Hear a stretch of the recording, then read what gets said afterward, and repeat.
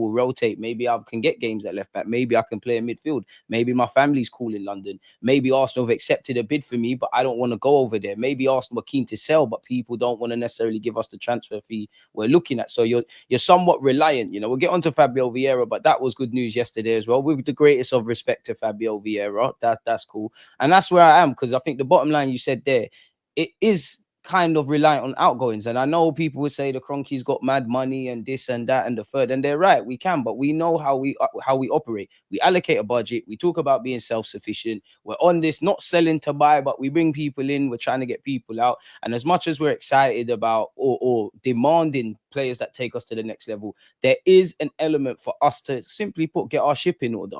Obviously, I said this, big up the catch up, because I had them on. I said this before. I think when Berta came in, naturally, they probably, Zubamendi's almost done. Can you get Zubamendi done? We want Sesko or Gyökeres. Can you show an ability to pivot? What's going on with the Partey deal? When you go beyond all of that, they have to have said to Berta, we're trying to get the wages under control. And that's something that where I think for a lot of players is sink or swim. Like for me, just in general, I love Odegaard, and I think people are harsh on Kai Havertz. But if you get Eze, for example, Odegaard's not doing the business. I'm not saying they'll sell him, but that might be one where they say, oh, is that the best allocation of finances? The same potentially said for Kai Havertz. We're in that scenario with Martinelli. It's a bit clouded with Martinelli, because obviously if you bring Eze in and Rodrigo, and you've got Madueke, he could go, but I think it's one of Trossard and Martinelli. I want to ask you this as well, yeah. The Martinelli thing though is kind of forced. It's like not happening, bro. He's on 190 grand. Yeah, you're not going nowhere anytime soon. Unless just to get rid of Trossard, bro. Diaz, who just won the league with Liverpool, was on 63k a week at Liverpool. And he's now on 200 and something K a week at Bayern. If anybody's coming in for a player, it has to be a top club. That's the problem. And what top club is going to come in for Martinelli underperforming? Everyone says Arsenal are bad at selling. No, it's not that we're bad at selling. It's the players that people want to buy. We do not want Egal. to We're not the best at selling. Egal, come on. No. We do not want to sell the players who have value. We're trying to sell shit I hear players. that, but we are bad at selling. Because as much as I agree with what you're saying about Martinelli, bro, if he's at Liverpool, City, or Chelsea, they're selling him for something decent regardless. Bro, there is an element of... You can't tell me that. Okay, let me give you... I'm not even going to give you an analogy. I'm just going to say, Chelsea have a bunch of players on sale, on cheap wages, a lot younger. People are going to be willing to take a chance on them. Arsenal have a similar player in a similar position who's either 27 years old, 30 years old, on reasonable wages, and is going to be moving, and nobody wants to cover those 20 million because there's no resale value on a Trossard. There's no way you're going to get Martinelli, put him on 180 or 200k a week and try to have resale value in a couple of weeks. Sorry to cut you. Sean, big up yourself, but nobody's ever said Eddie was the best. No one. The resale value is the big issue there. And you know what? As fans, we celebrated Martinelli getting a new deal, but we didn't realize it was going to absolutely cripple us if things didn't go well. It's not crippled us. It's just you're not doing the business. Naturally, if you're 190 grand, it's not cheap, but it's not the most really. It's 90 grand more. I understand why they gave it to him at the time. They thought he was going to do what he's doing. The only reason it's crippled us is because you're underperforming. And also on that, it's not just Martinelli. There's several players that we've said this about in the past and obviously before. And that's what I mean, going back to my point about Berta, yeah, and that when you look past the Atletico Madrid and everything he's done in this day and age, he comes from a finance background. That has got to have excited the Kroenkes. That has to, when you look beyond the obvious of these players need new deals, these ones need to go, we want to bring people in. The fact that my man has a financial background, that is probably the only thing that Kroenkes absolutely care about. We have to get better at selling. I see you do a lot of tweets. That is the only thing. The main reason why they're bringing him in over other people is because he's coming from a team that was able to compete. Yeah, done the underdog thing. But we're just talking about finances, bro. We're just talking about finances and underperforming. Berta has shown he's not afraid to make unpopular decisions, and he's on that. Any player that is not performing or is in a role and getting paid money that they probably quote unquote don't deserve, I'm gonna get them out. Naturally, if you're Kroenkes, bro, bro, that is the most important thing. They care about peace. They waffle about being self-financing. I'm happy with Berta because he's competent above all of it. In Berta, we trust. I think the best thing about Andre Berta is he came in, he said, yo, I want Gyökeres, and he got him. Where other people, they would have been you seen the nonsense with Sesko? Yeah, bro. Big him up, but I'm happy we're not part of that, Bro, the Sesko stuff. Now you guys understand why we moved away from it, and I'm Him and so his happy agent that doing we too moved away much, from man. it. But the bigger thing to me is it's messing up our first opponent of the season in Manchester United, and this whole situation is dragging its feet for Liverpool to get Isak. It's just making our whole life. It might be making our life a little bit easier. I'm not gonna lie, but yeah. What do you make? It's a bit of a random question, yeah. But obviously, if we did, you could add asterisks next to Eze and Rodrigo just because you said there's some hope about getting them. But we've brought in 6 signings. We're also calling for Mikel Arteta to change things, so that means the existing players have to do things differently. There's a lot of turnover at We signed Liverpool. 8 players by the end of the window. Yeah, exactly. But there's a lot of turnover here. There's a lot of turnover at City. There's a lot of turnover at Man United. There's a lot of turnover at Liverpool. Basically, a lot of the teams are making maybe not wholesale changes, but they're doing a lot, and everyone kind of has to gel. What do you think that means for the Premier League race? Because as I said on the stream last time with you, one thing that gives me confidence about our first 10 games, not saying we're going to bully everyone and beat everyone. Everyone's quote unquote on a level playing field. Everyone's chasing fitness. You'd rather play these teams now than in April when they're in a different dynamic. But do you think that plays any sort of part in the season with all of these teams? You don't really know what you're gonna get from anyone, really, beyond the obvious. Manchester United away, Anfield away in our first 2 out of our first 3 games Crazy, isn't it? is not a good start to the season. But the fact that we're playing them this early, I'm confident Manchester United is still going to be a mess by the time we play them. We need to move to them, man. Their fans chatting too much. We Yeah, can't listen. Rance, you seen the video I posted They on my got Rance. Yeah. Rance is on you if they beat us, He's on you. Yeah. You've been on to him. Yeah, there you go. And then what do you call it? What about the next thing?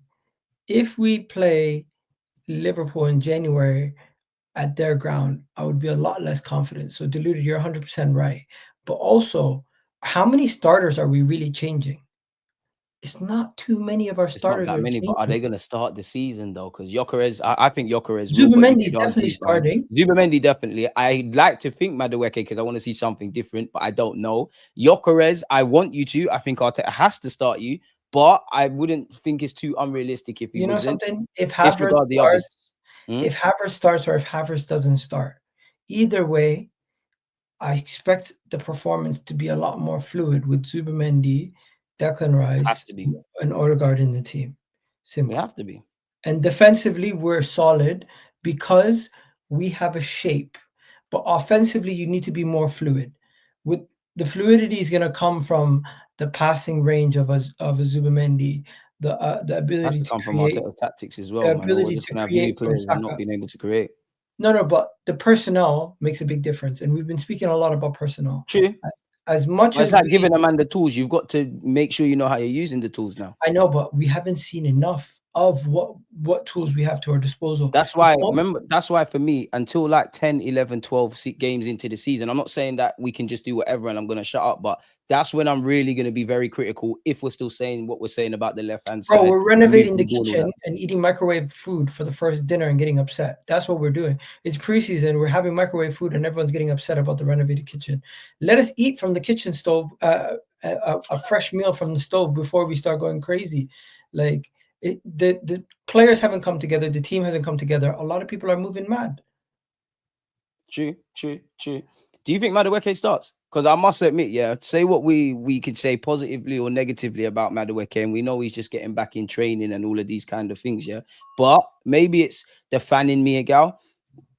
I just want to see something new on that left. We can talk about Rodrigo and Eze. I just want to focus on what's at the club. I kind of would start him at the start of the season. I just trust out on Martinelli. I feel I've checked out a bit, if that makes sense. Let me see what we have in him before we start talking about start, because I don't know how he plays in an Arsenal team. Maybe it's different. Maybe he's not as erratic and doesn't just take pop shots every 2 seconds. Maybe that's what we need at Arsenal. Somebody who's more willing to take shots and just do it whatever he can. Maybe he becomes Salah or Kevin De Bruyne 2.0 and he's another Chelsea player who comes over. Nah, Gal, explain that one there. Maybe he's another Chelsea player that they give up on too young, and he goes and explodes at Arsenal, and he starts producing what they expected him to produce at Chelsea. Now that would be the best case scenario, and the underlining numbers. There's some underlining numbers that say attacking wise, he's up there with the Mo Salah Sakas in this league when it comes to chances and sorry, shot creating chances that frustrate the opponent or that lead to a shot or lead to a save. So if he's that involved in Chelsea's attack in the final third, we He need had a good more end to the involvement in season, the to be final fair. third. Both Trossard and Martinelli have all the foreplay but no finishing. And I'm not saying Madueke is going to be a better finisher, but I'm just saying if Madueke is giving us more, if he's giving the defenses more problems, that's all we can ask for. I mean, with me, with Madueke, I look at it three ways. When it's all said and done, I think any Arsenal fan that said they would have signed him is a liar, if I'm honest. But I think he deserves support because at the end of the day, he is signed for our football club. He's 23 years of age. He signed for our football club where we're talking about the league. And let's have it right. Every player that we've just signed and existing players, there's bare pressure externally. People want fireworks from everyone. That extends to him. He's taken a move from one rival to another. And I also feel like there's a degree of just acceptance, bro. The man has signed. Now, with me, I hear what you're saying because when you go and look at his statistics, the take-ons, all of that kind of stuff, those underlying metrics and numbers are good. Admittedly, though, the only numbers I care about is goals and assists because for me, the best case scenario is, well, the greatest scenario would be is like a Salah and that, but the best case scenario is Arteta looks like a genius because no one would have signed him. You was amazing. We've got a great player, whether you're on the right or the left. Go do your thing in it. There is a lot to like about you. Potential is one thing. You've got to go realize it now because I think we signed too many players where we're squinting, we're more hopeful than anything really and truly. Like Arteta, that is your signing, in it. Big him up, but you need to make that work. You're the manager. You show us why you've got your UEFA license and all of that. Realize the man's potential because worst comes to worst, respectfully to Madueke, it would be another one from the Trossards and the Martinelli kind of camp in that you're not bad players, but every 5 games you might be amazing, then you're poor, then you're amazing. It just has to make sense. It just has to make sense. But must admit, I'm at the stage now. I just want to see Madueke, and maybe that's an emotional reaction from me. But yeah, I don't know if it will be Salah or Kevin De Bruyne or my boy, but I hope he's got that desire in it. Because one thing I did like, he did want to join us over in Asia, and the club said no. So that means it's not a joke thing anymore. He's not thinking, oh, you know what, Rice is there, Saka's there, Lewis Skelly, I'm still in London, I'm getting paid. It's all fun and games. You're 23 now. You're not old, but you're not young. As Wenger said, once you start hitting 23, this is where you need to kind of show. You don't need to be the finished article, but this is where you kind of need to show your level type of thing. I want to ask you something about Eze. Like, how do you look at Eze beyond the obvious? And what I mean by that, bro, is obviously he's a great player. For me, if he was doing the starting 11 right now, he probably plays off the left. I understand if people want him in the 10. I understand all the conversations, but we've heard that we don't want to activate his release clause. So we kind of want to, I mean, every signing is like this, but we want we want it on our terms, innit? We want it to make sense. We heard that Wanyeri signing a new deal has made us, not that we're not keen, but kind of calm down. I don't think Odegaard's going to get dropped. So it's like, how do you see Eze in this kind of makeup at Arsenal? Is he a starter? Is he a rotationary option? Like, do we like him but not love him type of thing? Like, we want to sign the guy, but how do you look at it? I guess. Think about him as Emil Smith Rowe, but better. Somebody who can play left That, wing, that can play in the 10 and potentially play in the left 8, depending on what you need and at what point of the game it is in. Say if it's late in the game and he's on the pitch, but you need to go a little bit more attacking, you can drop him deeper into the game. If you want him as a left winger, you can play him as a left winger. And if anything happens to Odegaard, or if Odegaard's not on it, or if it's a little bit more of a faster game, you can play him as a 10. Personally, for me, I think he's going to have different horses for different courses. And this you could even have him and Odegaard on the same pitch. It depends how we play. If you drop one of Rice and Zubimendi, I more want Yeah, to see that in game rather than start with that. But yeah, you're right. yeah. Personally, for me, though, I think he would be playing as a left winger, but more of an inside left winger, and you'd have our left 8 would be somebody who overlaps and helps with the width, The width and that. and he would be a little bit more kind of like how Chelsea used Mason Mount and Kai Havertz when they were both behind Timo Werner. It could be a situation where you have 2 floating 10s, or you could have a situation where 2 inside forwards behind the striker. But the space on the Gives pitch is Arteta something important. different, man.